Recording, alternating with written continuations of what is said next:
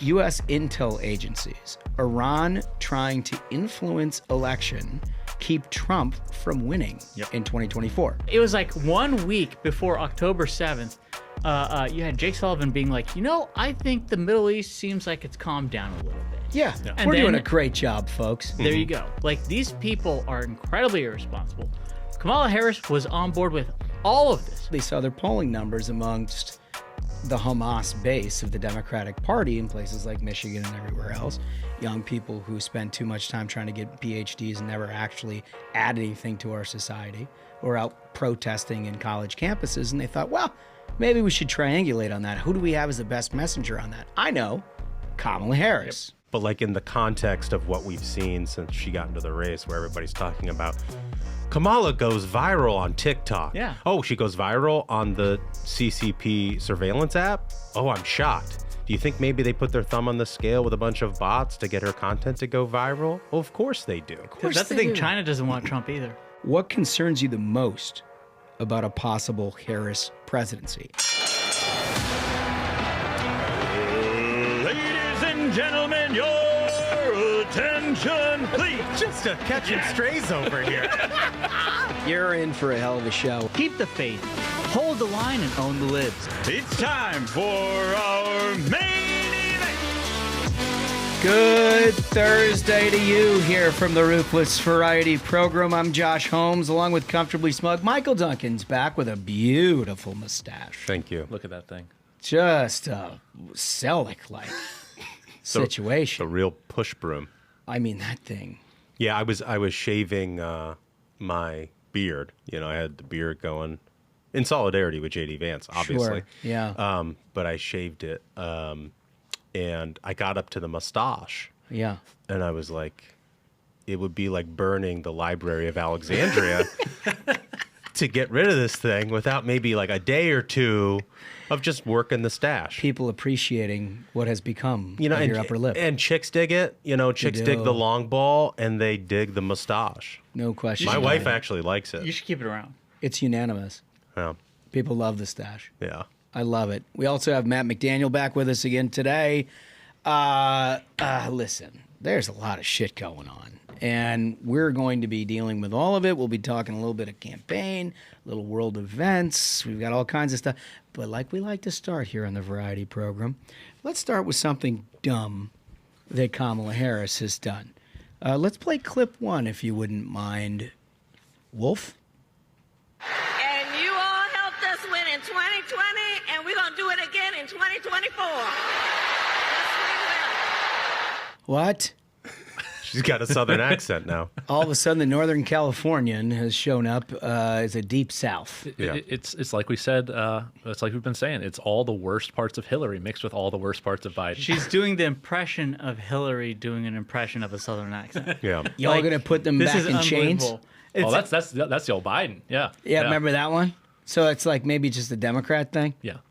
I mean, she is a disaster as a person. Like we said, she's all the worst. She's as unlikable as Hillary, but she also has the added baggage of being like furthest left-wing lunatic to ever be on the national ticket for the Democrats, and that's what you end up with. We're gonna have disaster. We're going to have a lot to say about this. In fact, we've got an entire segment dedicated to what she's been up to over the last week. You've probably seen some of it, and she's now up with advertising and everything else that we're going to contextualize for you and for your neighbors that you speak to make sure that everybody's on the same page about what a con artist we're watching at the top of the ticket on the Democratic side.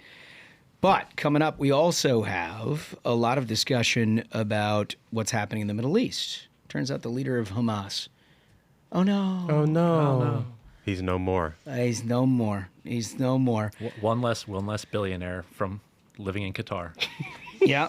Yeah, and of course everybody's bracing for impact and what that means in a larger conflict or not. Couldn't happen to a better piece of humanity that they're losing leaders of their own. It's not just him, it's others, and the operations are ongoing. Yeah, thoughts and prayers to the squad. It's very sad. I think they're going to have a moment of silence to start out the DNC. That the leader of the Hamas wing of the Democratic Party no longer. I'll be very upset. Very in the upset. arms. Just a picture of Flip through the Yeah. Oscar style. Yeah. Who we lost this who, year. Who we lost this year. Yeah. the head of Hezbollah, the head of Hamas. All right, we'll talk about what all that means for you as an American. Kamala running from her own record. I think that the clip we played on top of her just inventing a Southern accent is actually a good precursor Yeah. to some very serious stuff that we can't allow her to get away with, and we'll talk very specifically about that.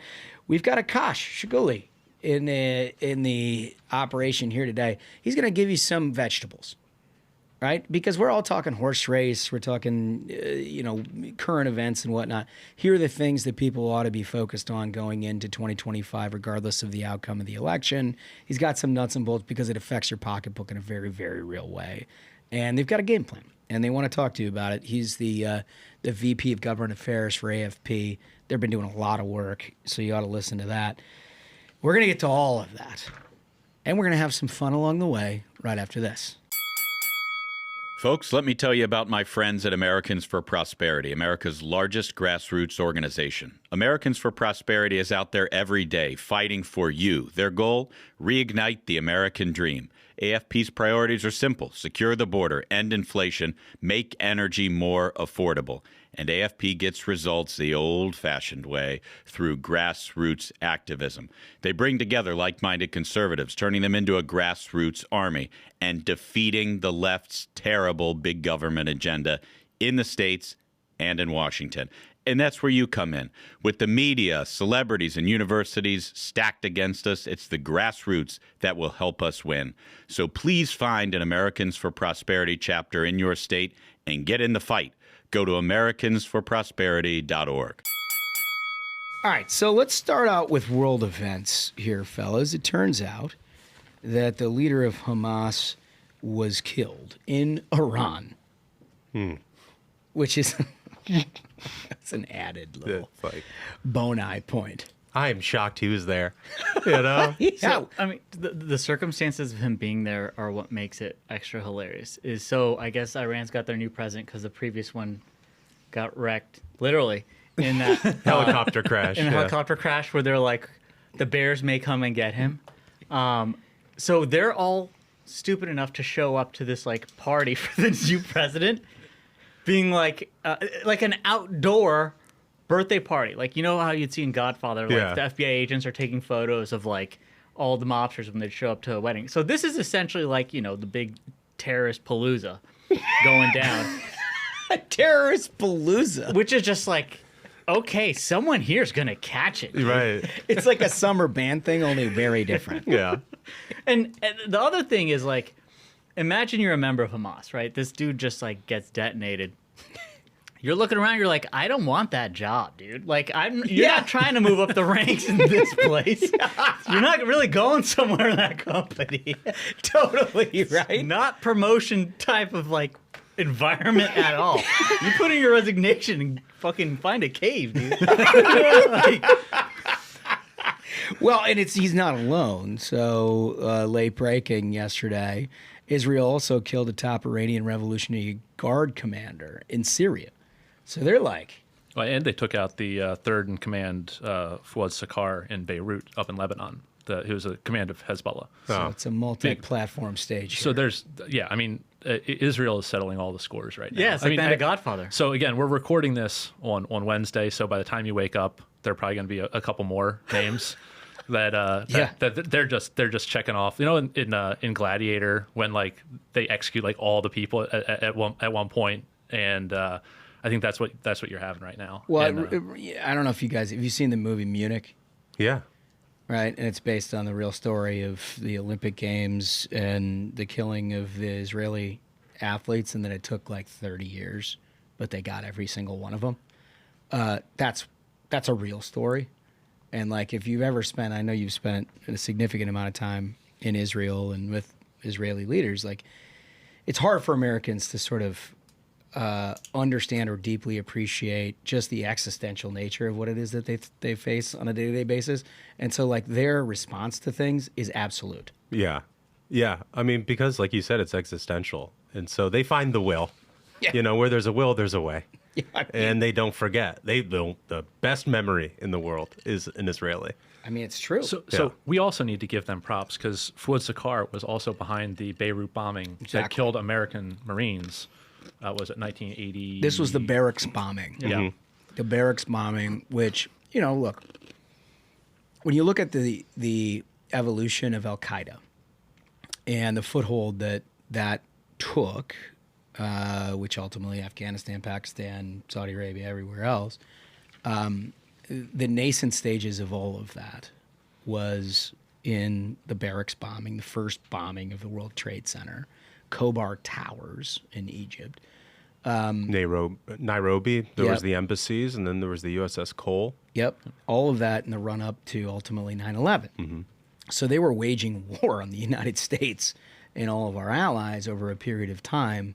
It took until 9/11 before anybody waged a war back at them, and people actually had a understanding in this country about what it is that we were up against. Israel lives that every day. Like that, this is their reality. And continues to. 9/11 is an everyday possibility when you live in Israel. And people need to just sort of internalize that, right? It's a voice of democracy. It's an American ally in a region that's very, very dangerous. We made a hell of a lot of progress over the Trump administration at de-escalating a bunch of that stuff and opening up commerce and real, like the first flights going out of Israel to Egypt, to Saudi Arabia, to UAE, to things like that. I mean, there was major progress being made. Of course, this administration jumps in without a plan in the world. They relax sanctions on Iran. They get back into a nuclear deal, and then we might as well have hit the rewind button back to the middle of the Obama administration when they were fucking everything up. So that is the funniest thing, and especially for like our younger viewers and listeners, it's important to remember the history here that when Obama came in and they did the Iran nuclear deal, it was a very strange American foreign policy shift in our policy in the Middle East to sort of empower and embolden Iran, the largest state sponsor of terrorism. And how do we know that? Because all these terrorists that Israel just killed, they were in Syria, right? Yeah. The Hamas guy, he's not in the West Bank. He's not in Gaza. He was in Qatar, and then he was in Iran.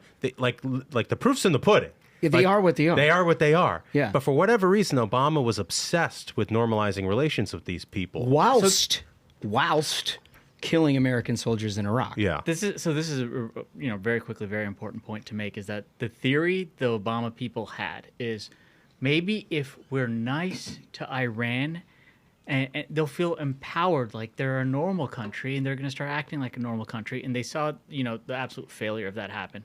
Trump comes in. And we had Senator Hagerty at the convention tell us the story of how they worked in concert when President Trump was in office. Essentially, they bankrupted Iran. Bankrupted it. To maximum pressure. I think they had under a total of $1 billion. The government of Iran had a total of under $1 billion on hand. We're talking they were broke. So when that country's broke, they can't afford to pay terrorists to build bombs and go kill people. That's why it was cut off. That's why you had this wow, it seems like there's peace in the Middle East during Trump, right? It's not a coincidence. No. And so when Biden and Harris come in, the first thing they do after they open the border is they're like, well, let's give this Iran thing another shot. Yeah. Things seem quiet. And literally, it was like 1 week before October 7th, you had Jake Sullivan being like, I think the Middle East seems like it's calmed down a little bit. Yeah. And We're then- doing a great job, folks. There you go. Like, these people are incredibly irresponsible. Kamala Harris was on board with all of this. Yeah. All of this. It's just naive.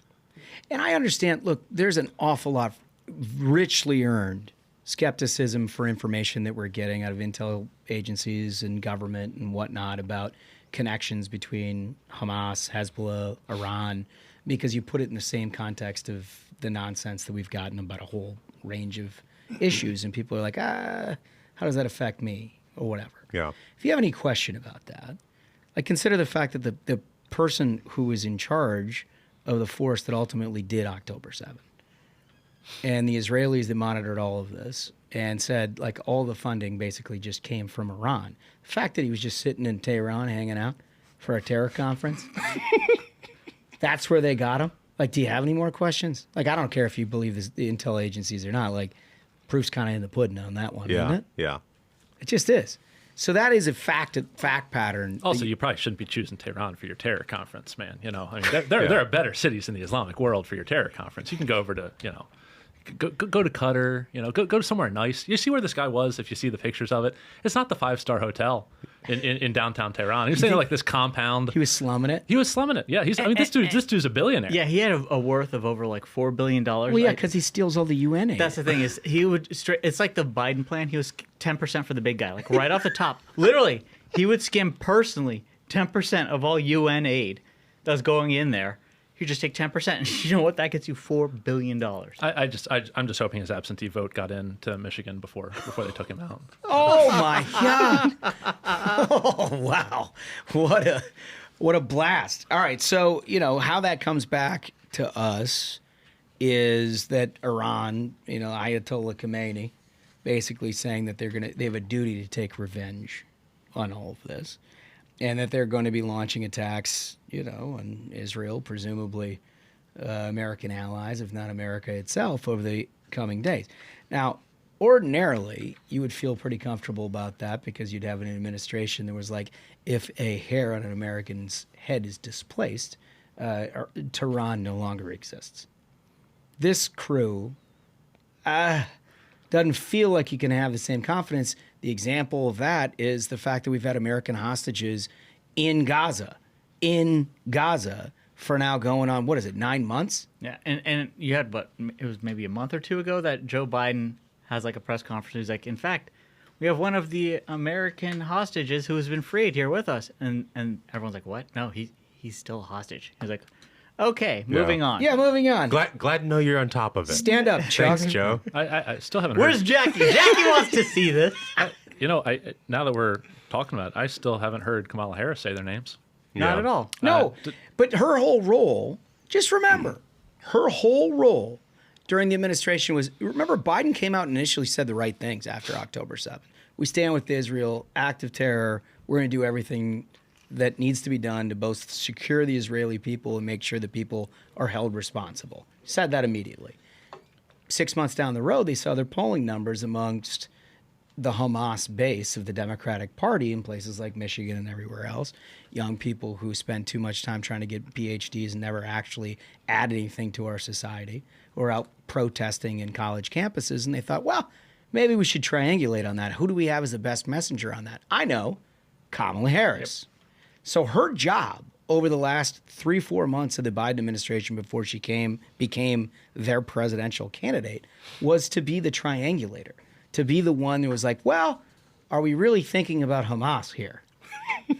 That was basically what her message was. It's like, well, you know, we understand all that, but Israel might be going a little too far. We have to give some thought to Hamas. They spent hundreds of millions of dollars building a pier in Gaza so that they could say, well, look, we're getting aid into Gaza to help the Palestinian people, and the thing like washes away in 2 weeks. We spent literally hundreds of millions of dollars so they could cover their ass. And we talked to like Wolf about this, who did, you know, logistics and whatnot in that neck of the woods, and he was saying like that what they put there was never designed. That's what I was saying is that was not built for that kind of use. I said that from the get-go. You said that. Yeah. Oh, Smug did. No, it's your not the Marine. The number of tours Smug did for this country is stolen valor. I will not let you steal his valor. But equally interesting is a piece that the New York Post did that says U.S. intel agencies, Iran trying to influence election, keep Trump from winning in 2024. U.S. intelligence community has observed Iran trying to influence the 2024 election and keep former President Donald Trump from a second term in the White House, according to a Monday unclassified briefing. An official at the Office of the Director of National Intelligence told reporters that intelligence agencies have observed Tehran working to influence the presidential election, probably because Iranian leaders want to avoid the outcome they perceive would increase tensions with the United States. Well, it doesn't take much of a perception to know the difference. You don't have to actually be an intel leader yourself to understand that nixing Soleimani in his backyard was a little different from handing them pallets of cash. Yeah, and we were told by Democrats at the time that, oh my God, Trump's starting World War III. Soleimani gets turned into salsa. Hamas shuts the hell up. Iran can't act up because they're broke because of Trump. And now we're seeing what's Iran do? Their response like, oh no, it's looking like Trump is going to win. We're going to get our hands in on this election. And the thing is they're like, Iran's attempting this like covert influence operation. What's covert, bro? They were running through the streets of D.C. last week. You're seeing every newspaper this morning's like, moderate leader of Hamas, a moderate voice was assassinated. Terrorists don't get assassinated. And they get blown up. Austere scholar. No, I mean, there's just one piece of just outrage about this is almost all the major media don't call Trump's getting shot in the head an assassination attempt. It's a shooting at a Trump rally. Yeah. And there's this, every headline today with these terrorists getting killed is terrorist assassinated. Yeah. But Trump getting shot in the head was a shooting at a Trump rally. A shooting. Well, so the briefing was first reported by the Wall Street Journal, but made clear the Trump administration would escalate those tensions since the officials haven't observed a shift in Iran's preferences since before the 2020 election. The official added when Iran was known to have opposed Trump's reelection. Obviously, when you have a guy who literally bankrupts the country, takes out the leader of the Revolutionary Guard, and is making it impossible for them to continue their terror reign in the region, they have a problem with that. Now, the gal who's helping facilitate pallets of cash, relaxing sanctions, making sure the oil money is flowing again, not so bad. That's the thing. They see this as a simple business decision. Yeah, it's a They're business like, decision. We know this squad is a bunch of suckers. Kamala Harris, they're following in the footsteps of the Obama people. They think that if they give us money, we'll be nice to them. What a bunch of suckers. So here's how they're doing. Now Iran is spreading disinformation, quote unquote, through vast webs of online personas and propaganda mills. Remember this? So I think they're called the Associated Press, right? I think that's the name. I wish Ashbrook was here for that. But like, look, do a little rewind in your head about when all of this came out with $200,000 of Facebook ads that Russia was running in the American election. Yeah. And it took over 4 years of a presidency. Yeah. This, you have to read in the Wall Street Journal and the New York Post. It's nowhere else. That's right. It's other than the Ruthless Variety program. And that is so horrific to think about. I've been spending the past week trying to get inside the minds of Americans who are not as politically engaged as we are and our listeners are, because our listeners clearly care about what is happening politically in this country, the direction of this country. But if you're someone who's not tuned in, what message are you getting? If you're just you casually watch the news occasionally, you're not getting any information. You're told that maybe some shrapnel hit Trump. You're not hearing about Iran is trying to make sure Trump doesn't win. You're hearing only about like Brat Summer Kamala. Yeah, you got to be smart about. Pathetic. You got to be smart about the influence war that's happening right now. I mean, this is just one component of it. I'm sure Iran has a lot of fake accounts on X and stuff, and they're amplifying Kamala's stuff. But like in the context of what we've seen since she got into the race, where everybody's talking about Kamala goes viral on TikTok. Yeah. Oh, she goes viral on the CCP surveillance app. Oh, I'm shocked. Do you think maybe they put their thumb on the scale with a bunch of bots to get her content to go viral? Oh, of course they do. That's the thing. China doesn't want Trump either. No, they don't. They don't. So I think it's worth just getting a little bit more outraged about what's exactly going on here with, if you're talking to normal people, not only is she deeply unserious, but it makes the country unsafe. Yeah. Put all of the memes aside, put all of the all the noise aside. You're gonna watch, God willing, war doesn't break out in the Middle East. But if it does, we're closer to it than we've been in a while. That Israel and Iran and their proxies are going to go to war. You have a tested Donald Trump who's been there before, who's done the work, who brought peace across the Middle East, versus a completely untested, unserious person. Remember when Biden's people were like the JV Obama squad? Now we're down to the middle school team. Yeah. Supporting Harris. Well, she doesn't know the difference. She doesn't have the first fucking clue. Nope. I mean, and look, Guys, we spent 4 years talking about whether $200,000 worth of Facebook ads constituted Russia stealing the election. our election. Stealing the election. Right? Yeah, that's what they said. I mean, we do $200,000 worth of Facebook ads out of this fucking building on a weekly basis. I mean, it's You guys got to steal more elections, man. crazy that has something to do with any of this. But just in case you were worried about Facebook ads and you think, oh, like we should dismiss all of that, that was all before it was disclosed that Iran had an active plot to try to assassinate Donald Trump. Donald Trump. Mm-hmm. They were trying to assassinate. We know here at the Ruthless Variety Program, they were trying to assassinate Mike Pompeo. Yep. Because of his role in Soleimani and because of his active role in ensuring they bankrupted the cash flow that went to Hamas and Hezbollah and everything else. Like they were trying to kill him too. That's what's happening. So if there is a preference in a presidential candidate from people who are trying to kill leaders in this country, and that preference is Kamala Harris, that should tell you everything you need to know about how our enemies perceive who's the weakest one amongst them. They want a weaker America, and they know that means Kamala Harris. It's just true. And I understand there's a little bit of vegetables. We're not laughing and joking about it. But, like, that's just the facts. And if this were a Republican candidate that Iran was backing, My God. you would not turn on your TV or pick up the newspaper without a banner headline in, like, D-Day-like font that would say, like, danger. Is Trump colluding with Iran? Danger. Now it'd be going crazy. Right? This would be like Al-Qaeda running ads for John Kerry. Seriously. Oh, it's so bad. So anyway, we want to ask you a question as we always do. Remember, like and subscribe. Like and subscribe. Very, very If important. you want to opine. If you want to opine. As you always say, Smug. That's how I if you're always just say. if you're just on this, just hit that like button real quick. Yeah. And then subscribe to it.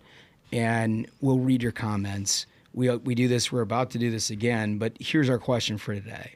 What concerns you the most about a possible Harris presidency? I'll tell you, this is amongst the top things for me. The idea that they don't take our adversaries seriously. They try to deliver pallets of cash. And meanwhile, American people are in grave danger as a result of their incompetence. That is a huge concern of mine. But I want to hear yours. We're going to read absolutely all of them. As I said, McDaniel has a Raymond, like Rain Man, focus on that sort of thing. The people we asked last time are calling out for the board to come back. I noticed that. Yeah, it's overwhelming majority of people don't want Wolf's tyranny to continue. Yeah, but although I think Smug set a number that we haven't hit. You said We need an all-time record to play the West Wing. Yeah. Oh yeah, We're we almost have to there. afford the fine. because we have to afford the fine. Yeah. Look, it's not just the fine. They'll take the episode down. Yeah, well, we have to afford it. If we could afford it, it will happen. I mean, I was in Florida. That's why I missed the episode earlier this week. And I was listening to the episode and listening to you guys describe it. I was like, see, this is why I can't miss episodes. Because these guys will just try to like get our content banned from the internet. We have to afford it, Michael. Yeah. So if Duncan actually cared about it, he would sing it himself. He'd just sing a cappella the West Wing theme song, and we could do it royalty free. We could do an a cappella version of West Wing. Absolutely do it. Yeah. Before we get into the YouTube comments, I had some ground truth comments from. I was in Sarasota. Oh yeah, let's hear that. And spent some time around my father's favorite haunts, mostly cigar bars. Nice. And lot of big fans of the Ruthless Variety program. Is that right? Huge fans. Special shout out to Don. Don, if you're watching this, he gave us a great bottle of Eagle Rare. He did. That's the good stuff. Yeah, I'll bring it in next Oh, week. you're gonna hoard it. I No. see what- Yeah. It's Oh, still it's- in my luggage. Oh, I got gotcha. back yesterday. Okay. Got back Shout yesterday. out Don, who's like, yo, here's a bottle for the fellas, and Duncan's sitting on top of it. Okay. I didn't bring it in today. He's like, I need to get a new fire pit in order for you guys to enjoy any of that. Unbelievable. I need a sponsor to take care of my backyard. Hey, assholes! if I wanted to hoard it, I wouldn't have brought it up on the show. Okay. No, fair enough. Don also had a question. Oh, good. He's like, "What do I got to do to see Smug without the sunglasses?" No, can't do No, a million likes. He's blind. Yeah. Duncan. Yeah. As our that's really rude and that's kind of ableist. because a lot of the folks in the comments are speculating about Smug's visual acuity, and look how far he's made it being a blind man. These are just eye sockets. There's nothing behind. You don't want to see behind the glasses. It's my favorite bit. It literally is. I my hear favorite Holmes bit. is that way. It's like I don't know who the blind guy is, but I He love has him. ears like a velociraptor. And the smell. Good Lord. He just finds his way that way. So, Dunks, you're going to kick us in here to a little something before we get to read your comments. Yeah, we have a great sponsor today, our friends at BetterHelp. Ruthless is sponsored by BetterHelp. Look, social media can be a lot these days. Whether you're getting in arguments with people on the internet about politics or the presidential election, or maybe your wife's best friend is posting photos from their vacation to Hawaii. It's a lot out there. And sometimes it helps to have someone to talk to about what you want and keep you focused on how to live your best life rather than fixating on others. Talking through your goals gives you clarity and can help keep your attention on what really matters. If you're looking to be the best version of yourself, give BetterHelp a try.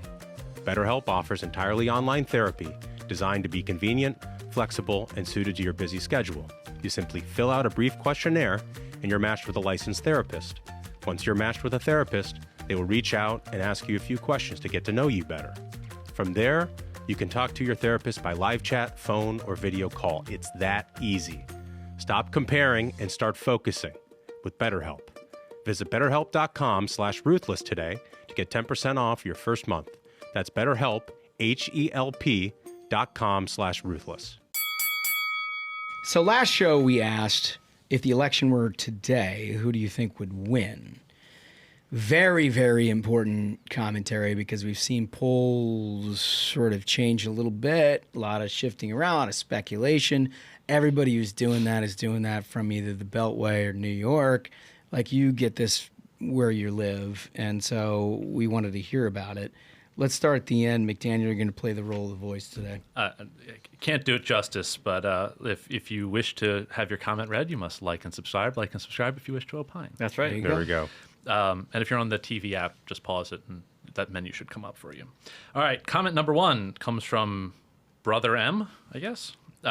You can run the best marketing campaign, dominate social media, get people excited, spend millions on advertising, capitalize on all trends, but you absolutely cannot, under any circumstance, ever outrun a shitty product.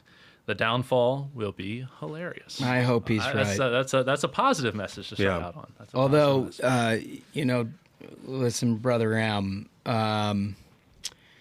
Democrats do win elections. With shitty products. They are a shitty product. Yeah. Well, They just are. I think there's a lot of truth to what he said because they always run as like chameleons. Like, Kamala Harris is running as a total chameleon. She's not telling you what the product is. We got to do the song. Well, no, we're talking about this. It's under development. Okay. It's under development. We may have a new song for you. We're working on it. Hollywood Hen's a part of it. Oh, wow. That's how you know it's going to get done. Yeah, that's true. If we talk about it, it's one thing. If she talks about it, it's another. We might be there. Anyway, stay tuned on that.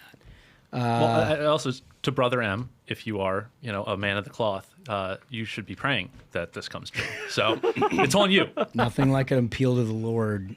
It can't it's hurt. important. It Yeah. can't hurt. We'll take all the help we can get. Exactly. Duncan, what do we got? This one's from Nick. I'm in New Hampshire, and I'm worried about Harris winning if Trump can't control his rhetoric and personal attacks. It was a novelty act in 2016, but I think it is worn off now. He needs to focus on his record and Harris' past policy positions, lies, and pandering to racial politics. Yeah, I mean, look, it's true, especially at this time where, like, the Harris campaign is in this nascent stage where obviously they have the media in their corner and they're talking about going viral and Brat Summer and all this bullshit, that we have a window, a closing window to get there first with Harris's true record before the media and all these people influence how people perceive Kamala That's Harris. Right. And so it is incumbent on Donald Trump to be more disciplined about that record and making sure that's in the headline of every article. So that's exactly right, Dunks. And here's the thing that's, like, I'm putting my operative hat on and taking the commentary analyst hat off. there is many times throughout the course of an election, just as a consumer of information, where stuff's not hitting your buttons, your people are talking about it, but it's not hitting your buttons. And you're sort of disappointed about it because you love the brash, over the top stuff or whatever. You need to understand that you are in a group that we need to turn out, and we will turn out. And there will be something for everybody on that. Like, you're eventually going to get what you're going to get. But in order to win a national election in this country, in a country of 330 and growing million people, you're going to need to hit different buttons that may not necessarily be your button. And there is a tendency, particularly in the activist online right, to complain anytime you're not getting care and feeding. Well, if you did all you did was care and feed the activist online right, you would never talk to a center right that is also going to determine whether or not we win states like Georgia, Pennsylvania, Michigan, Wisconsin.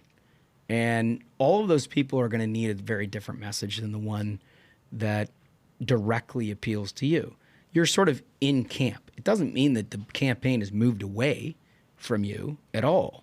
It just means you need to have some patience. You need to understand that there are other pieces of the puzzle that need to be done. And it doesn't mean that it's just lip service. It means that, like, look, you got to talk about fiscal sanity. You got to talk about taxes. You got to talk about you got to talk about a bunch of things that don't just sort of like send you to the moon. I agree with you, but like what Donald Trump should be able to add to that, because all of that is 100% true, is he's a natural comedian, and like the material is out there. You know, like Kamala Harris flip-flopping on the fracking stuff, right? Or like the idea that she's now running a contrast border ad about how strong she would be on border security.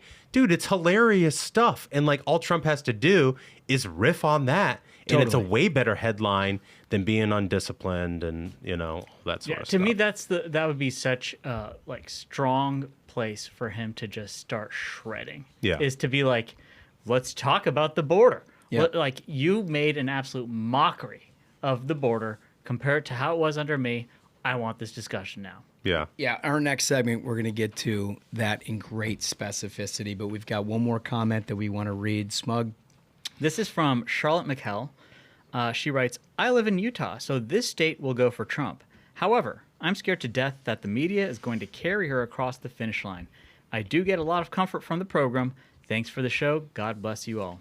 God bless you too. I think this is a worthy concern to have. It is. Because we have seen the media go Breathtaking. above and beyond. Breathtaking. Like, you know, kind of like how Stalin would erase people from his photos. They're like, you saw them erasing any mention of border czar, being like, Kamala Harris was never border czar, and then they were getting... The best is them wearing the mistake. We made the mistake. Yeah, well, they're it's like, by we're calling sorry, her the it border was czar. our problem. We made a mistake of calling her the border czar 2 years ago when she was assigned the role of border czar. It's Duncan's favorite word. It's gaslighting. Yeah. Like it's just in front of your eyes. No, you didn't see that.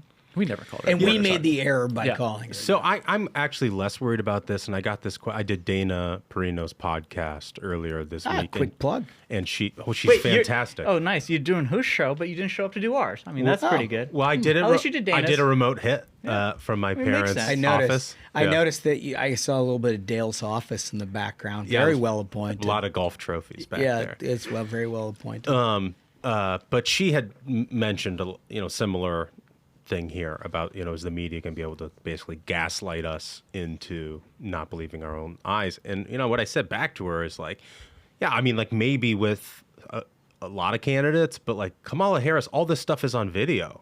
Like she ran for president already. All that stuff from 2019 about, yes, I'll ban fracking. Yeah, let's limit meat consumption. All of this crazy stuff is on video. So, like, they can try, but, like, this is going to be $1 billion presidential campaign. So I understand people have a lot of anxieties right now about, like, what the media is doing carrying water for her. But, like, we're going to have an opportunity to be part of that conversation, too. And we've got the video to back it up. Yeah, I will say two things. If our program has sounded a little bit like an instruction manual over the last 2 weeks, that's by design. Yeah. Yes. There's an awful lot of people, unlike you, most of you who are listening, who do this for a living. And we're trying to provide our best guidance where we can't. We can't have direct conversations with everybody. Trying to provide our best guidance on how you go about attacking the problem. If there's any question about that, consider the fact that there was a number of groups that went up on the issue of her being a border czar. Yep. Because they saw how significantly the media was beginning to push back on that. So obviously the Democratic establishment sees that as a huge vulnerability. They went up in certain markets. Some of you may have seen all of these ads. And immediately the Harris campaign creates an ad, unbelievably, saying she's tougher on the border than Donald Trump, and then places in those same markets. That's how you know they were hitting where it hurts. Yeah, it's the old saying, hit dog hollers. Hit dog hollers. You know, the greatest ground truth is what your opponent's doing as a response to you. Exactly right. And if they're playing defense on that, it means you double Keep it down. up. We're Keep it winning. up. Double down.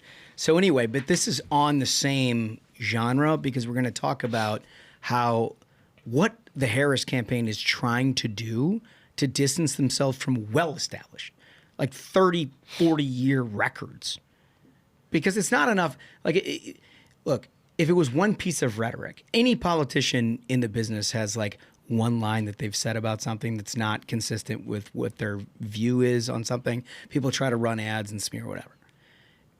Kamala Harris has not only said the thing, and I don't care if it's education, healthcare, foreign policy, taxes, energy, anything you care about. Not only said that, she spent her time in government trying to do it, and in the Biden administration actually fucking doing it, right? So when you say that you're not, oh, now I'm strong on the border, and she campaigned as somebody who didn't think that the border should be criminalized for illegals, and you could provide them health care and everything else, but then she governed in the latter, not the former.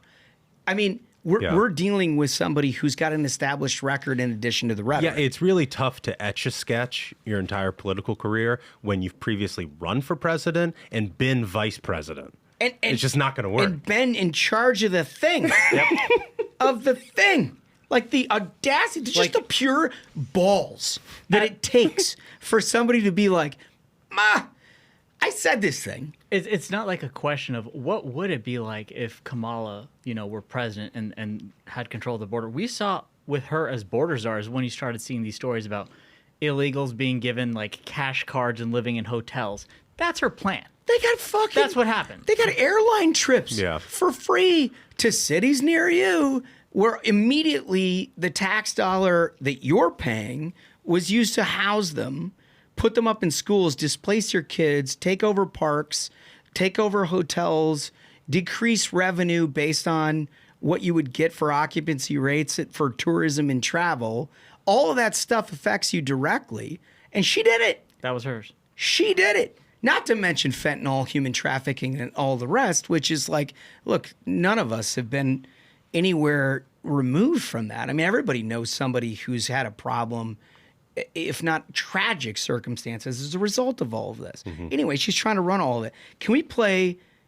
Let's start with clip 2, please. Kamala Harris prosecuted transnational gang members and got them sentenced to prison. I absolutely am without any question, committed to reducing the prison population.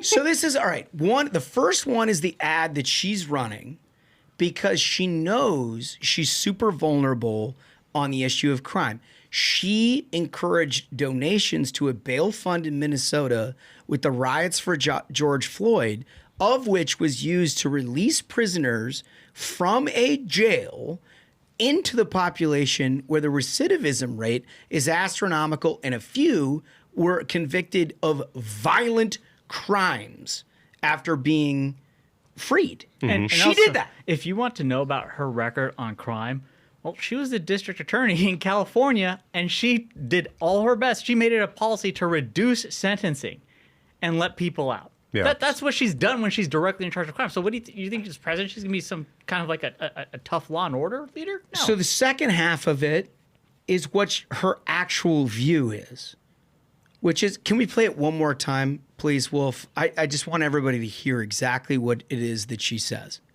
Kamala Harris prosecuted transnational gang members and got them sentenced to prison. I absolutely am without any question committed to reducing the prison population. There it is. I'm absolutely committed to reducing the prison population. She didn't say reducing the prison population for nonviolent minor drug offenses.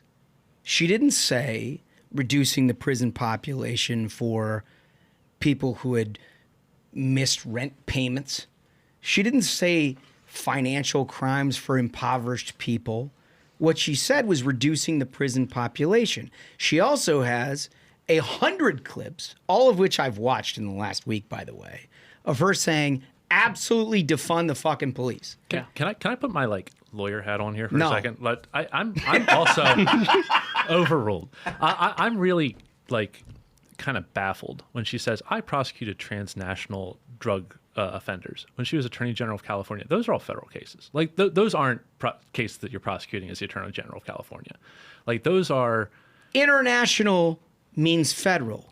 Usually those cases are FBI or ICE or You wouldn't defer to a state prosecutor. No. Over an international crime. No. You wouldn't defer to a state prosecutor over interstate crime. No. And so that's thing number one. Then thing number two that I'm just sort of baffled by is trying to have her cake and eat it too with I'm trying to reduce the prison population, but that doesn't talk about what types of crimes you're reducing. Oh yeah, reducing overall. It's that kind of vapid, you write your own narrative. She doesn't say who she's letting out. You're supposed to write into that as a left-winger, oh, she's only reducing nonviolent, drug offenses for first-time marijuana convictions or whatever. But that's not the case. They want to fundamentally transform the prison system. They are, their view, the left-wing view of what prisons are supposed to do is completely at odds with, the entire theory of policing. She said she wanted to abolish ICE. She has said she wanted to abolish ICE, and now she's going to be the tough on border crime person. Well, look. Also, she's going after transnational gangs, but also supporting Hamas. So. I'm trying to do this delicately.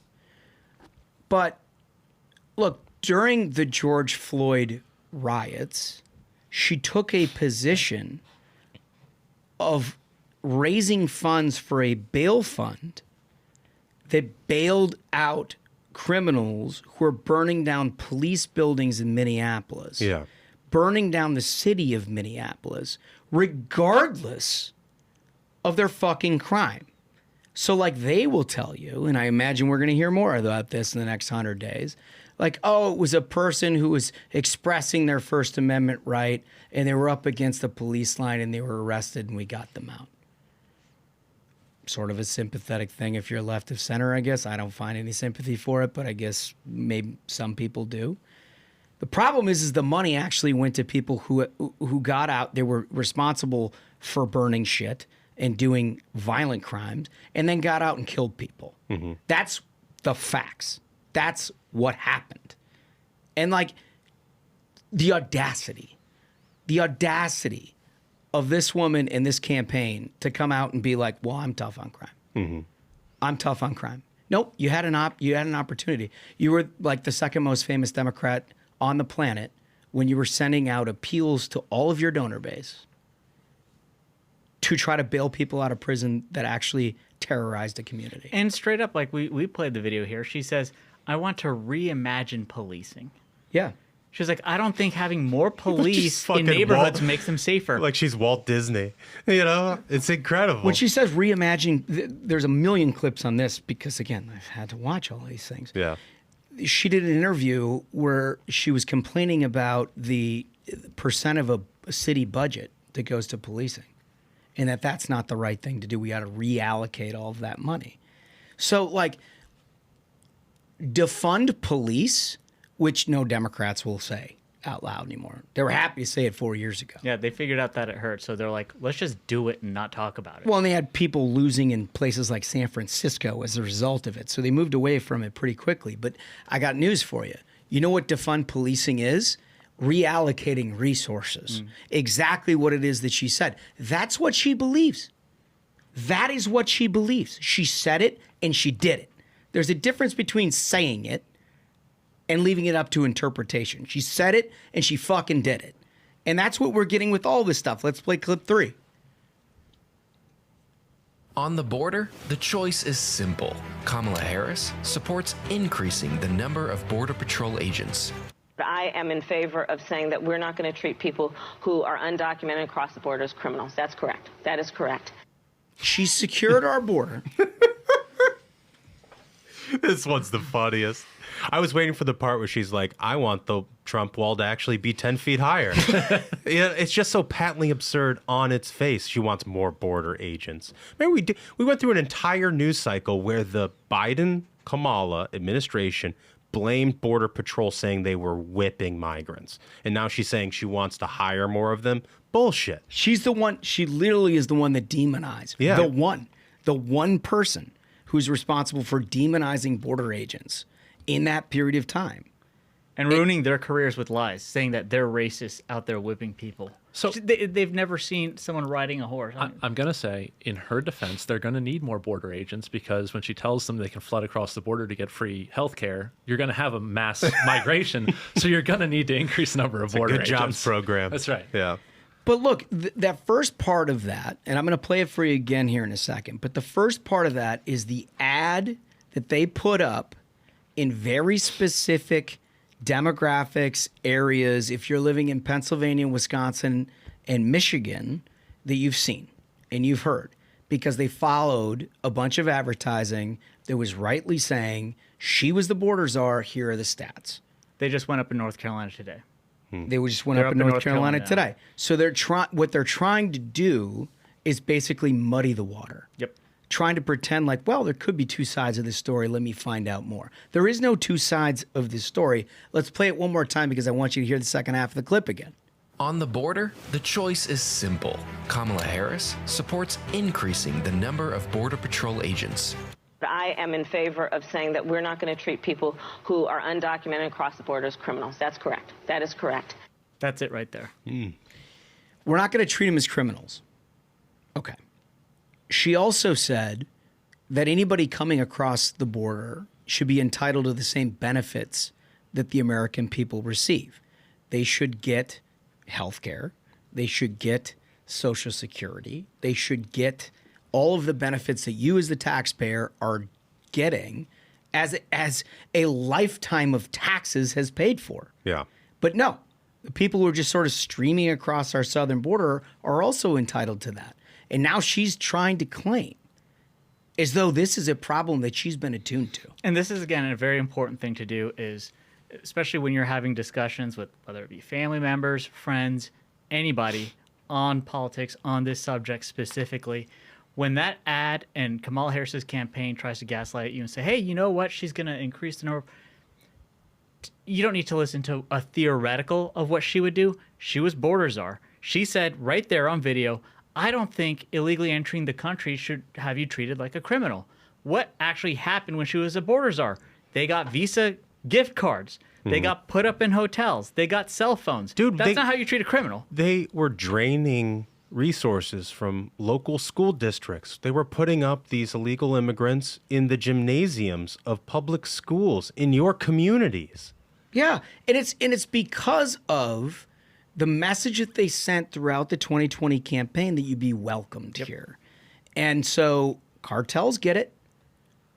You know, the coyotes this sounds get like it. a business opportunity. It's a business opportunity. So they flooded our southern border. They made sure that all of these people got in early. They were treated exactly as Biden and Harris told them they would be treated. And it became a business. It became a business. It wasn't until there was a political problem, there was any sort of adjustment at all. Remember, they went through the entire 22 election with her saying the border is secure. It wasn't, obviously, quite obviously. If you talk to anybody who's ever been to the border and you read any statistics in any news, it wasn't, and it never was, because they took away things like Remain in Mexico or Title 42 or all of those things that were actually stopping cartels' business interest from human trafficking people to the border and making a profit out of it. They encouraged it. And then all of a sudden, now they're tough on the border? Maybe That's it. I mean, straight up, just when she was border czar, illegals came here. They got Visa gift cards. They got put up in hotels. Can someone name me an American citizen who's been hit up by the U.S. government saying, here's your Visa gift card? You want to stay at a hotel? I mean, I'm just saying. It doesn't happen when you're a citizen. Maybe she just doesn't know what the Border Patrol does. Maybe she just wants to hire them as like taxi drivers. Just, oh, you've seen an illegal immigrant? Oh, please get in. We're going to take you to that. Yeah, these are. She's not trying to hire border security. She's trying to hire facilitators. Well, it's the left welcome committee, but it's also the left wing. Border Patrol. They want a welcome committee out there. The left wing view of everything was like, why don't you mow my lawn? Yeah, I mean, there was like, I want to say a week ago, there was some journalist, it must have been like at the AP, who was like, why are Republicans taking this like tough stance on illegal immigration? Where do you think your vegetables come from? Like, illegal immigration's kind of like a cheaper slavery, guys. Don't you know this is why we do it? They're like, we're good with that now. I mean, that is the Democratic Party. I mean, well, it's totally consistent with having coalition groups, white dudes and black dudes for Kamala. Yeah, they even segregated Zoom calls, man. It's not even just water fountains for these guys. It's like, just a point of clarification in the Harris campaign: are those groups separate but equal? They're like, absolutely not. Are they separate but equal? You fuckers. I mean, it's just like taking our country back 1,000 years. But imagine if you got on the white dudes for Harris call. It's the kind of thing that you would make the loser of your fantasy football league. Yeah. Oh, there we go. All right, we got it. Dude, if they have a bumper sticker, the loser of our fantasy football league this year has to put it on their car. I'd rather get the face of the winner tattooed on my fucking back than put that on my car. I mean, that is insane. That is a high stakes. I think that's it. We got to do it. You got to put that on your car? This season, last place, you put the dudes for Kamala Harris. No, it's my God. It's not even dudes for Kamala. It's white dudes for Kamala. White dudes. It's I'd go. Honestly, I'd start taking the bus. I'd fight extradition. I'd go to a country you couldn't find me. You'd never see me again. Last clip 4. This is an important one in several states that we're talking about. There's no question I'm in favor of banning fracking. So, yeah, and starting with what we can do on day one around public lands, right? So making it very clear, because it's a direct question about whether you support fracking, and she says there is no question, comma, I support banning fracking, period. End of quote. And she said it several times in several different venues, always asked the same question. That's her view. Now, graphic 1. This is of the last week. Harris does not support fracking ban, campaign official. They're like, well, if the campaign official said it. And here's the thing is, what she said in that video clip we just played is important, because yet again, this is not theoretic. When her campaign is trying to lie to you and say that, oh, she's not gonna ban fracking, she said, I will ban fracking, and it starts with on federal lands, and that's already happened. So they've done it. Already happened. So it's not like, what would she do? Well, she's telling me she would. She's showed you she will. Yeah. She's already shown you will. That's her view. We had Mike Summers on in Milwaukee, and he was saying the first thing that this administration did was make sure that all of the abundant natural resources that the government owns, so nobody's profiteering off the damn thing, were entirely closed down to American energy production. And here's the thing is, that's your land. Every taxpayer in this country, you own that federal land. It doesn't belong to Kamala Harris. And for them not to let energy come from there means you're paying more for gas. It means that we're having to import oil from countries that don't like us. We're crippling our country, our own independence. If you'd have learned one thing from COVID, it's like, damn, it seems like we rely on a lot of people who don't like us for stuff, huh? Yeah, it's weird that we have to get our masks from Beijing when they created a virus, right? But it's the same damn thing that goes throughout. And by the way, it hooks back into our first story. Do you want to know why there's some mixed opinion about Iran that's killing people? Well, it's because Iran provides oil to places like China. That's why. And you know why they do that? because the Biden and Harris administration allowed them to do that. If the United States had a codlock on that situation, we sure as shit wouldn't have to worry about a difference of opinion on how to treat the largest state sponsor of terrorism. We wouldn't. Can we go one step deeper on this? When she was in that graphic or in that clip, she was at a CNN town hall that said like the climate crisis behind them. You know, Smug brought up COVID, and there have been left-wingers who really want a state of emergency declared over the kind of climate alarmism, and like we need to just radically transform our economy with a Green New Deal and all sorts of stuff. I really want Kamala Harris to actually get on the record. When does she think the world is going to end?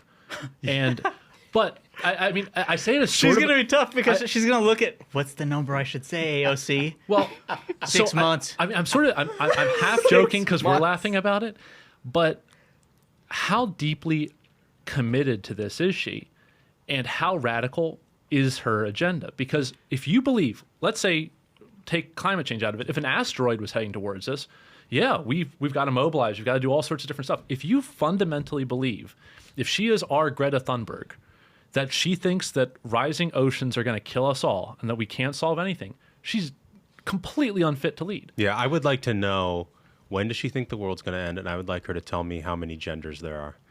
Yeah, then we can figure out like which party is the weird ones. She's like 365, answer to both.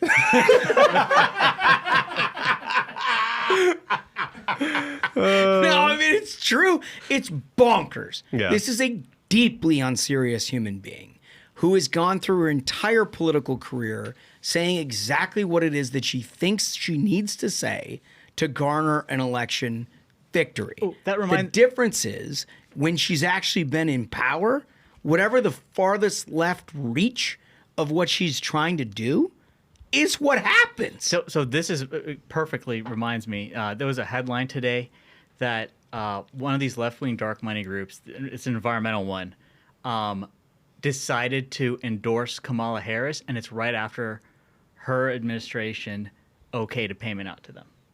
No. $50 million.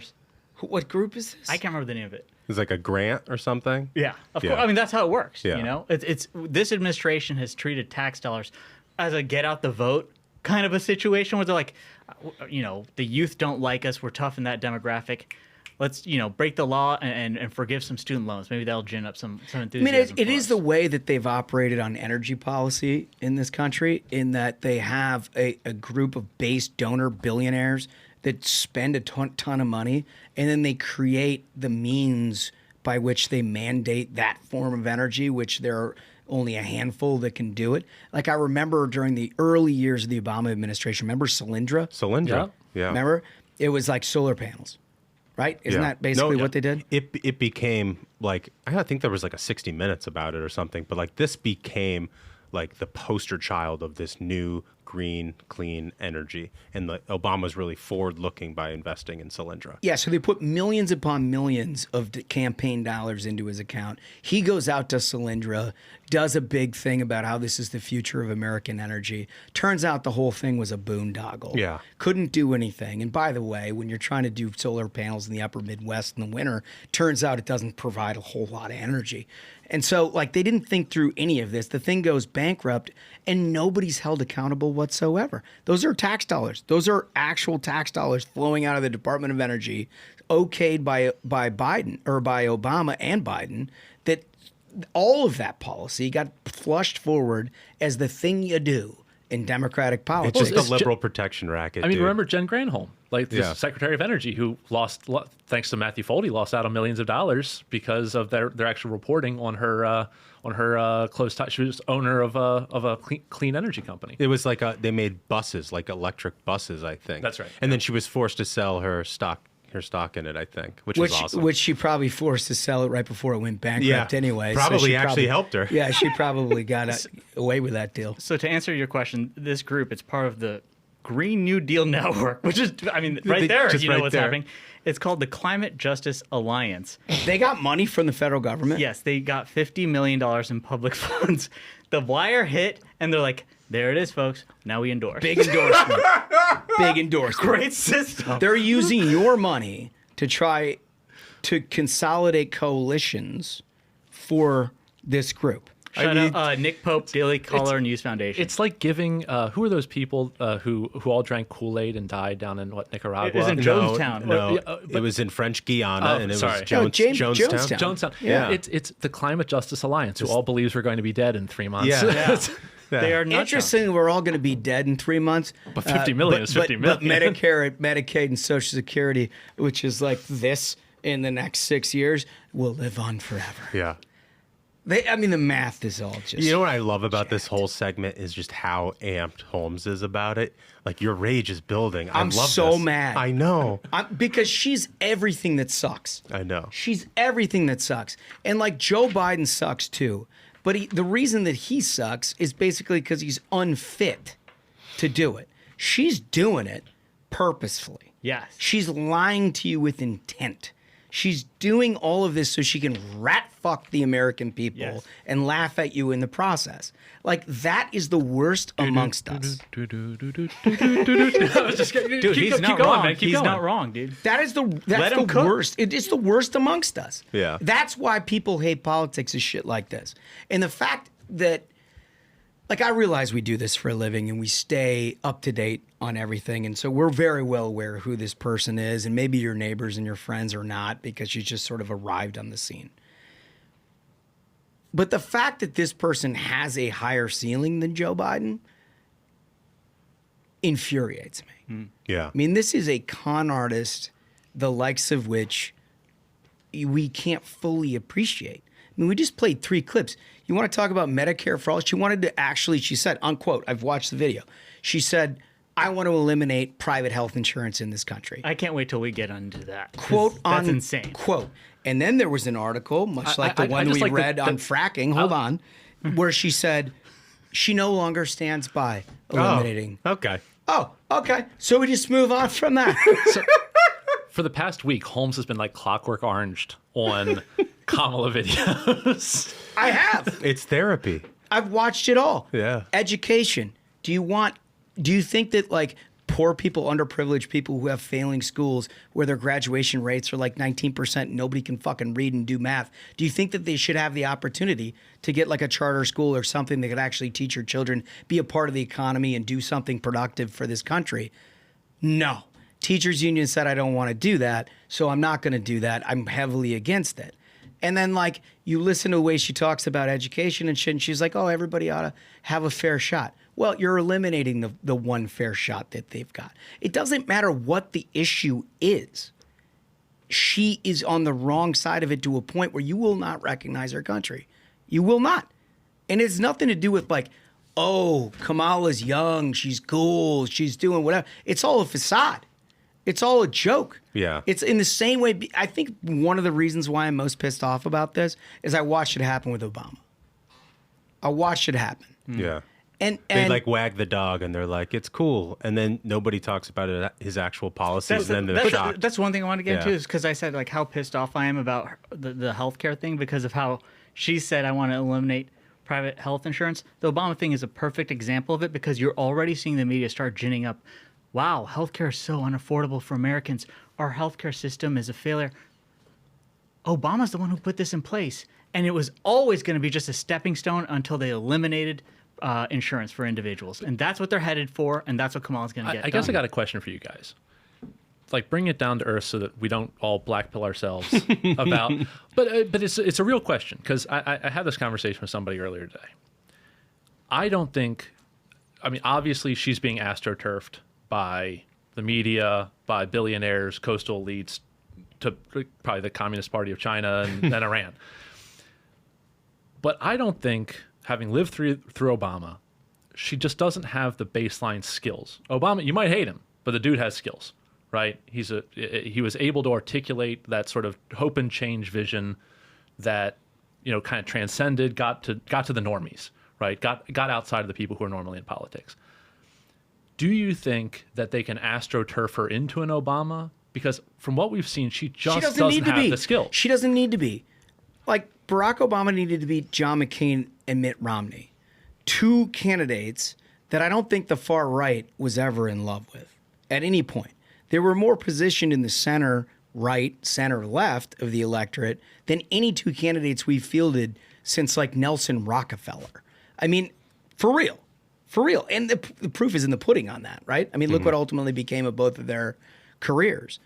Good God, bro. Well, I'm just saying. Hey, like, there's about to be war in the Middle East. John McCain is happy right now. It is what it is.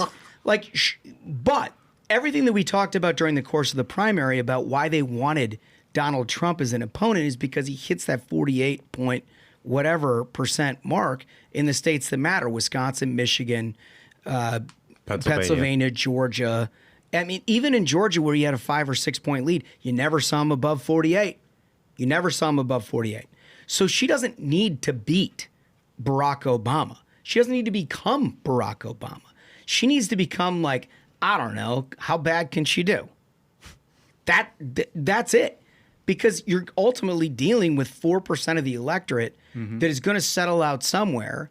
And if they're not comfortable ultimately with Donald Trump and they don't go to a third party, they're going to get into her ballot box. And so I've been doing a lot of thinking on this. My thinking, seeing the kind of ads that she's been running, the kind of message that the Kamala campaign has been putting out, they have very specifically targeted the like double haters. You know, like the people who, you're right. Oh, you know, I didn't like Biden, I didn't like Trump. All this messaging is to gaslight, like you said, that little 4% slice. Yep. Who they don't know because they've been paying attention to like, well, Biden's too old and I don't like Trump's tweets.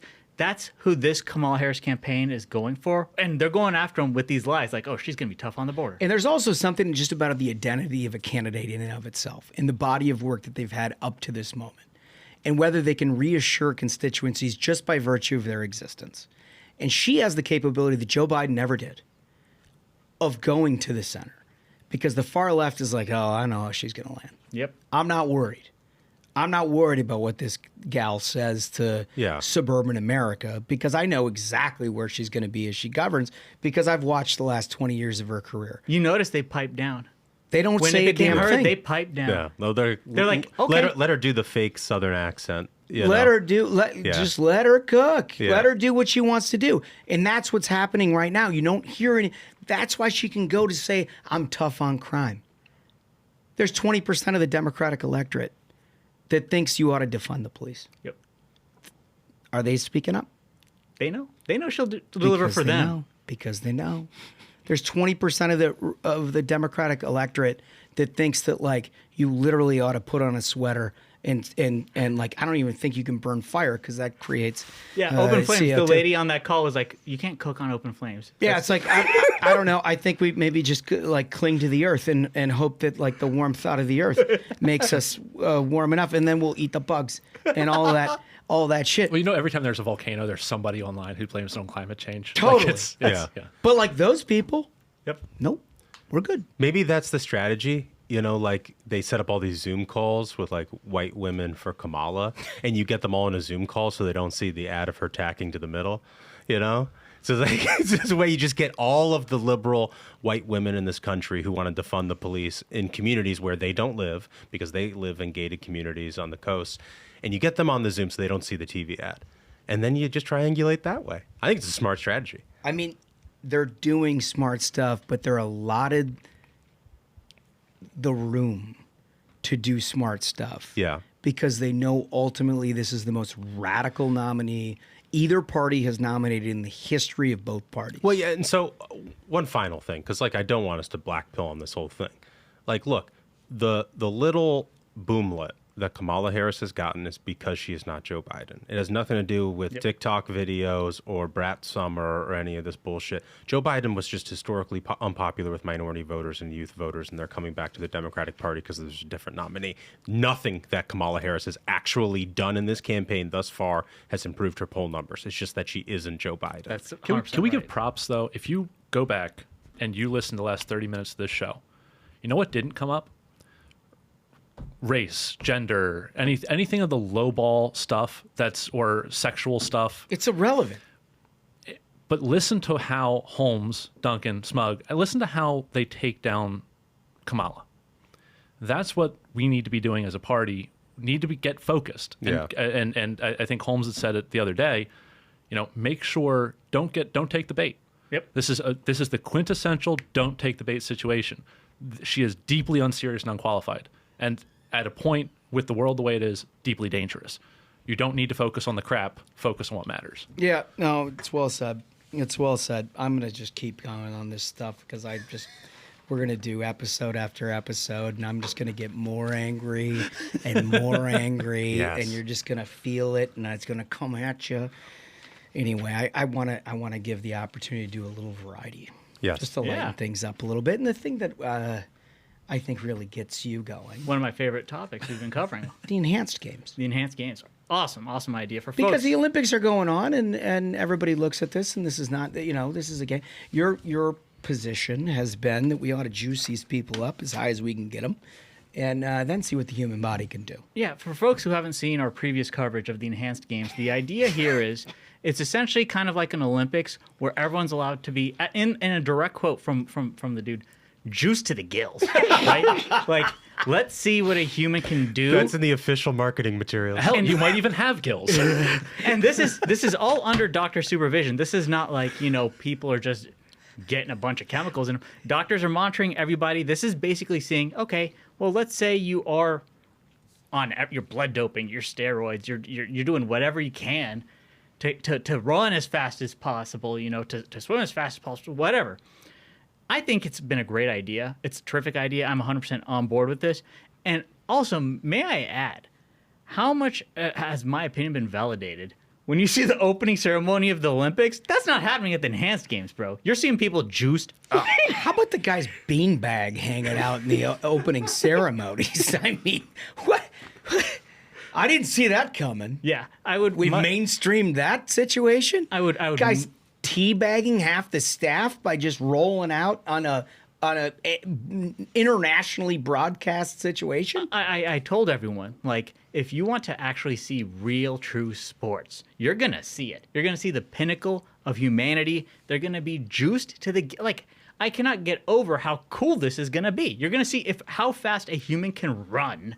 If they're just like on 19 different chemicals. I don't think they're even like outlying any of the shoes. So you can wear the like triple stacked Nikes. Like, dudes are going to be booking on this. So, but you found validation in an unlikely source. Yeah. And the unlikely source is Olympic drug fighting failures make enhanced games, quote unquote, not so radical, says former anti-doping advocate. And this is according to the Associated Press. Yeah. Wow. An expert on the ground floor of some of the anti-doping's most broad-reaching advances says the recently proposed idea of the enhanced games, an Olympic-style sports competition with reduced doping oversight, reduced, it feels like eliminated, but either way, makes sense given the recent drug-fighting failures of the current Olympic system. Michael Ashidin, does that seem right? Ashidin? Ashendon? Ashendon. That feels more right. Mm-hmm. Ashendon. He wrote a paper called Not So Fast, which he allowed the Associated Press to report on before it was published on Tuesday. In the paper, he described his initial reaction to the enhanced game as negative. But one by one, my visceral objections fell away, he wrote.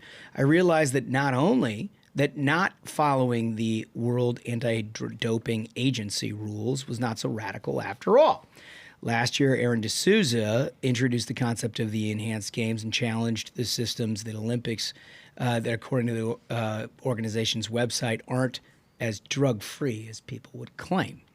So his view is like, these people are just finding a way around the Olympic system to compete. They're not eliminating enhanced. And that's also what makes that inherently unfair, is because some people are finding a way to get around it, competing against people who are following these rules. When you're having the enhanced games where, like, everybody go for it, you're on the same foot. It's what actually makes it so that no one is actually getting a leg up on the competition. It's like you actually need the enhanced games to have a level playing field. Yeah. But if you think about it, it kind of makes some sense. I'm kind of turning around on it because it's like, all right, our problem, like the way we rationalize the NFL, and I love the NFL. I mean, I eat and breathe the NFL. I mean, everything, I consume all the content of the NFL. I am not blind to the idea that this has caused irreparable damage to many athletes over 40 years because of head contact and everything else. Like Lou Gehrig's disease and everything else is like far more prevalent in people who are strong safeties and linebackers and things like that in the NFL. Like, I know that that's happening. But the way that you rationalize that as a fan is you say, like, look, they get paid enormous sums of money, and it's by choice that they choose to participate in the game. There's enormous reward, obviously enormous risk. In this kind of thing, like, we don't know. I mean, I assume There is enormous reward. You see the next? Yeah. So the next line of this thing is that they pay these people a $1 million bonus for the first sprinter to break the 100-meter world record, or a swimmer who breaks the record in the 50-meter freestyle. And that's on top of a 6-figure base salary for top-tier athletes willing to compete. So it's the same, but it's the same permission structure, Yeah. right? It's like, are you willing to do it? We need more of this. We really do. So I'll get on my soapbox here. Remember when Vince McMahon started the XFL and he promised it was going to be something different, and then it wasn't really that different? We need to really embrace this. We have a base human desire to watch gladiators fight in an arena. Yes. Right? There's something just inherent in humans. We want to see the peak performance. And if someone dies on the field, they die on the field doing what they love. They die as a hero. They die a hero. No one But wants they to live forever. I mean, it's the throat. Most men live lives of quiet desperation, right? So we crave battle. And if you can't battle in your natural, what is the ultimate battle if not battling nature, right? Who says you can't, like, splice your genes with a shark? And Now and we're doing gene testing. Well, look, It's got to jump to level. my point. We're making hybrids. There was back in the day in a Shark Week when I was growing up on the Discovery Channel. They were like, Michael Phelps is going to race a shark. And I was like, hell yeah! 7-year-old Matt was all about that. That was ridiculous. But it wasn't. It wasn't a real shark in the pool with him. It was like, oh, could he go faster than a shark? Yeah. What a jip. We need It to was see bullshit, dude. if we are And going he's to. swimming faster with the shark behind him. Exactly. Like, not the normal speed. Exactly. How fast could Phelps go if he could get eaten by a shark? If it was on the line. He's going to go a lot faster. No, that's going to be record-breaking And shit. that's- Exactly. That's Yeah. the thing that's what I love is, everyone may think that this is some kind of an extreme thing. Well, what's more popular now? MMA or boxing? They took the gloves off and more people watch. This is taking the gloves off. This is actually seeing the pinnacle of human achievement. Yeah. So Smug and McDaniel are saying two different things. Smug's point is validated by this quote out of this article saying that overall 9 out of 10 positives are for steroids, diuretics, stimulants, hormones, and cannabis, he writes. And there are substances, all that can be taken safely under medical supervision. Yep. Like, his point is like, you can take the things and it's like, it's not going to kill you as long as it's in the right dosage and they're like the proper whatevers. What I think McDaniel is saying is we can create a mermaid in a fucking lab and swim the fucking 200-meter butterfly. I say we dive headfirst down the slippery slope. And I am tired of this. Let's inject some people with some military grade stuff and just see, can somebody bench press a dump truck? Let's find out. Yeah. Here's a 7-figure check. I'm going to inject you with a bunch of things you don't know. But I mean, this is like the story of Captain America. Yeah. These are our heroes. These are our heroes. And I've previously suggested, like, you get the champions of this and you start breeding them and then you start fighting them against each other, dude. Like, you can finally see human pinnacle in action. And people pay top dollar for that. I just love how this devolved into like human cockfighting. We got to go to our interview here. Akash Chougule, let's go there now. I want to welcome to the program a good friend of ours, a guy who's been a big part of Ruthless over the years. He is the Vice President of Government Affairs at AFP, Akash Chougule. How are you, sir? I'm good. Thanks for having me back on, fellas. Of course, of course. Well, listen, occasionally we like to delve into some substance. Occasionally. Yeah. It's not all horse fighting and variety. Sometimes we have to give people the meat and potatoes, the vegetables, if you will. The vegetables. Yeah. The vegetables. And, listen, you spend your life working with the vegetables. Hey, I like some sweets every now and then, too. Animal fights and that kind of thing. Don't get me wrong. I love it.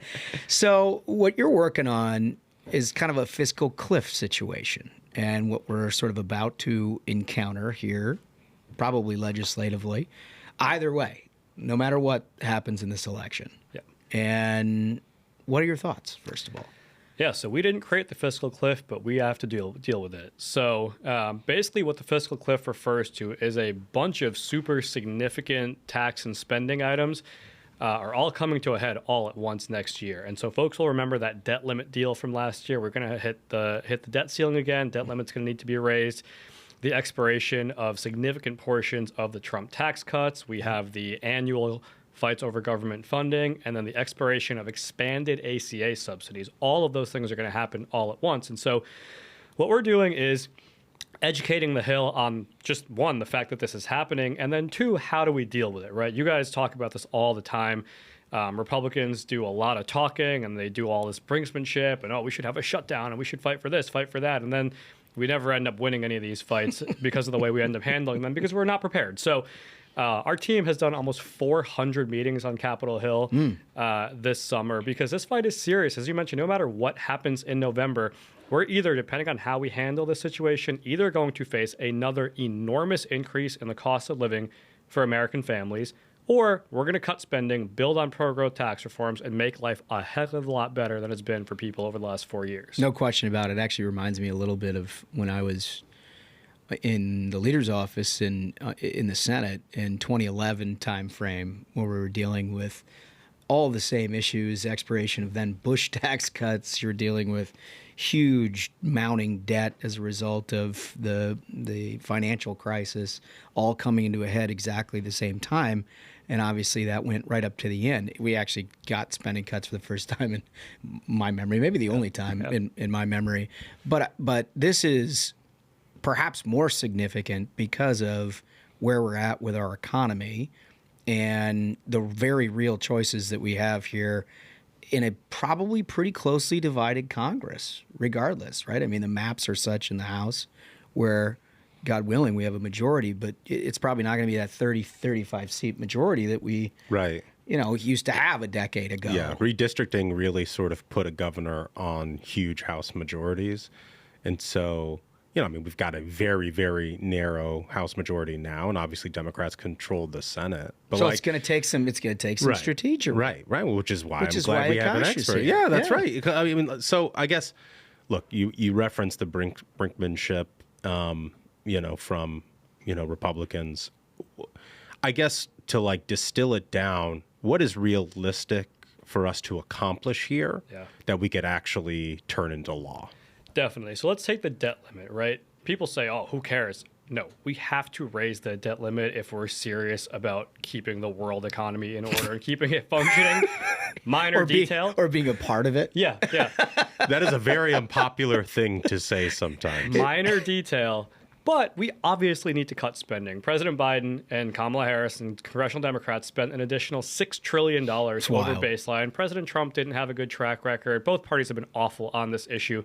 And we're paying the price for it, literally, right? Prices are up 20% since Joe Biden took office because of this extra spending. Republicans run on spending a lot, but it very rarely is actually in the minds of the American people how it impacts them.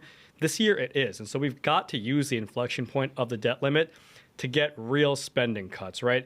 In the past, we've advocated for dollar spending cuts, right? However much we raise the debt limit, let's fight for that much in spending cuts, right? Or even just structural reforms, process reforms. I'll give you a good example. People are tired of these government shutdowns, right?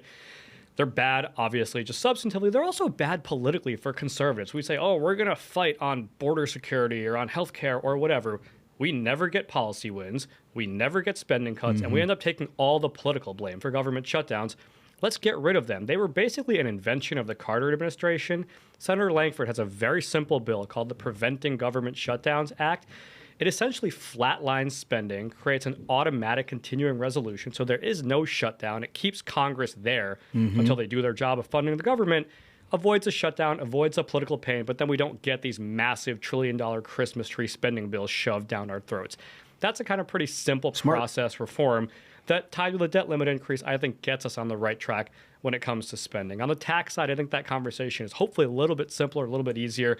We should make the expiring provisions of the TCJA permanent, but not just that. We got to build on that, right? Let's do more pro-growth tax reform. Let's get rid of a lot of this more, corporate welfare, cronyism, carve-outs. And of course, lesson number one is do no harm. Let's, as Republicans, let's not play the victimhood Olympics, right? Oh, our side are more victims than your side. We need more handouts and welfare and carve-outs and things like that. Let's do fair, flat, low taxes and build on what we did in 2017. Yeah, I like it, and I like the strategy too. I mean, McConnell always used to tell me with the debt limit, it's a hostage you don't want to shoot. Right. You can ransom the hell out of it. Yeah. I love it. And that's basically what we have here is everybody knows it needs to get done, but if you have majorities, God willing, you can extract some compromise out of that. Yeah. And I think that's the point. And what you're talking about here, not just with spending cuts and tax reforms, but also things like healthcare. Yeah. Healthcare reform. Yeah, absolutely. So we're facing the expiration of these expanded subsidies, one of the many welfare expansions that the Democrats push through. They are no longer necessary. But as we've talked about for a long time, and as the American people have learned the hard way, an insurance card is not the same thing as actually access to health care, right? And nobody knows that better, unfortunately, than the poorest people among us on the Medicaid program, right? Mm-hmm. A lot of specialists don't see Medicaid patients. Doctors don't see Medicaid patients because the reimbursement rates are bad. So let's actually push through and have a serious conversation about healthcare reforms that expand access, expand supply, expand quality, put patients in control. This is an issue that Republicans cannot be afraid of. We've been so scared on this issue for so long as conservatives because Democrats, as always, have a very simple, very easy bumper sticker line. Let's make the rich pay for insurance cards in everybody's pocket. Healthcare is not that simple, but we've got to have something to say on this issue. AFP has the personal option that does just that. And I think these are solutions that are not only politically popular, but they would get healthcare in the right direction. Well, it would also restrain spending. Yeah. I mean, it would have a ledger change. No question about it. And that's a huge part of this on the healthcare side. We've talked about welfare reforms, work requirements, things like that. I mean, these things save a boatload of money, and they also just fix broken systems and make people better off. That's a lot better way to win elections than some of the nonsense we see these days. I would point out those work requirements are extremely politically popular. Yep. You look at the ballot initiatives that ran in Wisconsin. Hello, swing state that's going to be incredibly important in this November election. The thing passed like 70%. Yeah, at the same time, we lost a judicial election. Correct. By double digits. Yeah, correct. Yeah. No, I mean, that's important stuff. Yeah. Right? If you're running on the issues that people care about, turns out they're pretty responsive to that. Yeah, they are, right? And the hand of government has touched people more in the last 4 years than I think people have ever really been aware of in their lifetimes. We have a real opportunity as limited government conservatives to act on that, act on people being frustrated. And you guys will remember March of 2021, Kamala Harris paraded around the country after ARPA was passed saying help is on the way. Mm-hmm. Help was $5 a gallon gas, right? Right.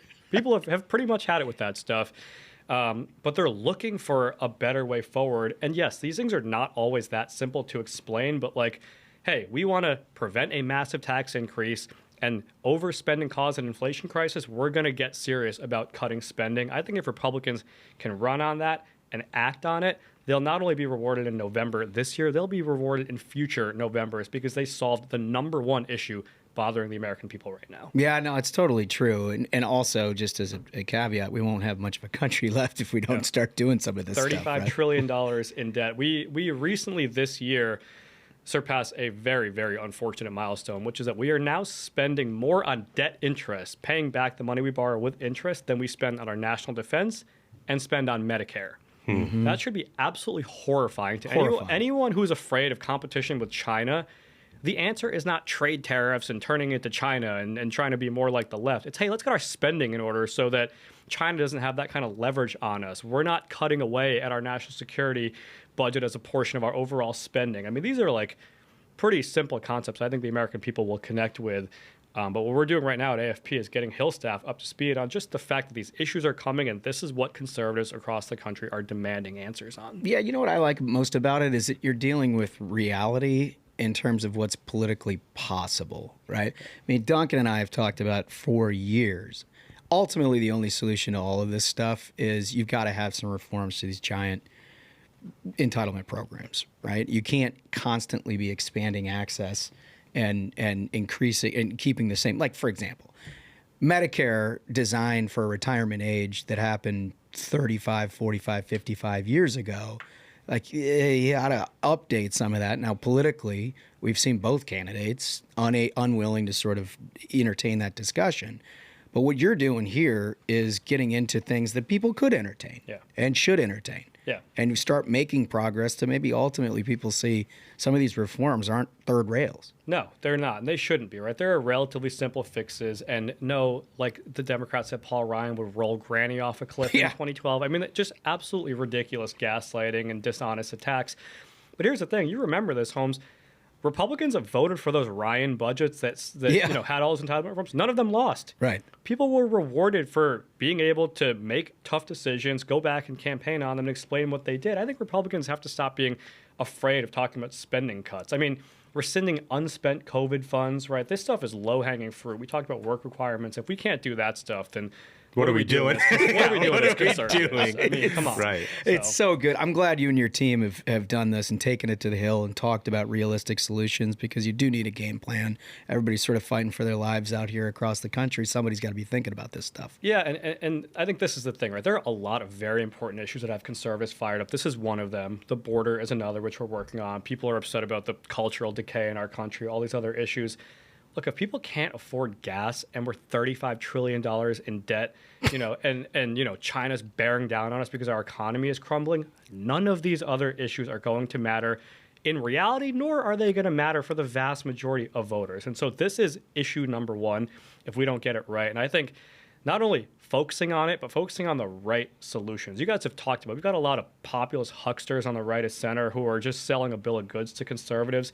We know what the solutions are, right? Let's keep taxes low. Let's reform our entitlement programs, reform our federal budget, be serious about spending cuts like we have in the past with some of these spending caps and things like that.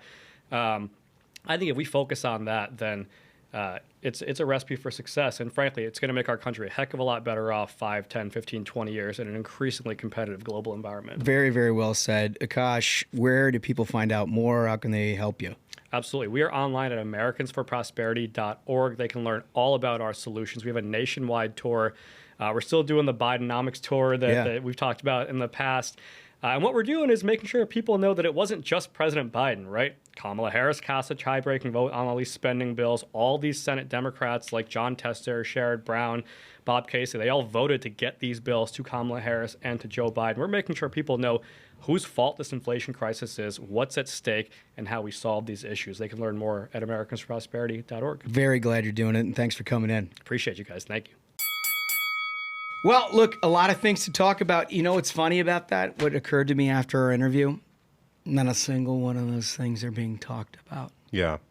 Well, it's important, especially when we're doing all this horse race stuff and the polling and the presidential and everything, that people don't take their eye off the ball, that there's huge, huge trillion-dollar things that are going to come through Congress here over the next 6 months. And, we got to know what we're going to do about it. Taxes, spending, healthcare, all this shit. It really matters. I really appreciate the efforts of AFP to make sure that at least the people who are going to have this land on their plate are well aware of it and can start crafting a strategy. Because without them, the political conversation is just not having it. Right. And where else are you going to get this? Yeah. You get the vegetables, you get the fiscal cliff, and you get human cockfighting only here on the Ruthless Variety Program. Here on the Ruthless Variety Program. And with that, another big week on the Ruthless Variety Program. I hope you tune in next week, next Tuesday. I think we did it. I think so. Absolute banger of an episode. Gentlemen, thank you so much to our guest, Akash Chougule. Thank you so much to the Minions. Remember, if you have not yet, go on YouTube, hit that subscribe, and if you're watching right now, hit that like. So until next time, Minions, keep the faith, hold the line, and own the libs. We'll see you on Tuesday. Stay ruthless.